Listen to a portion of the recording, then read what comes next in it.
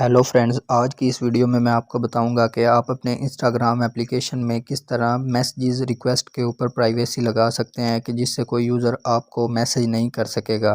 तो इसके लिए आपने अपनी इंस्टाग्राम एप्लीकेशन में आना है। इंस्टाग्राम एप्लीकेशन में आने के बाद आपने अपनी प्रोफाइल में आना है।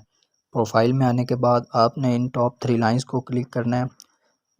उसके बाद आपने यहाँ फर्स्ट वाले आइकन सेटिंग को प्रेस करना है। सेटिंग को प्रेस करने के बाद आपने प्राइवेसी वाले आइकन में आना है।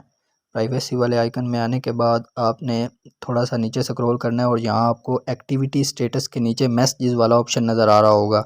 मैसेजेस के ऊपर आपने क्लिक करना है और यहाँ पर लिखा हुआ है योर फॉलोअर्स ऑन इंस्टाग्राम, तो इसको क्लिक करना है। इसके बाद आपने यहाँ पर इसे डोंट रिसीव रिक्वेस्ट के ऊपर इनेबल कर देना है, जिससे कोई भी यूज़र आपको मैसेजेस नहीं कर सकेगा, चाहे वो आपका फॉलोअर है या अदर पर्सन है।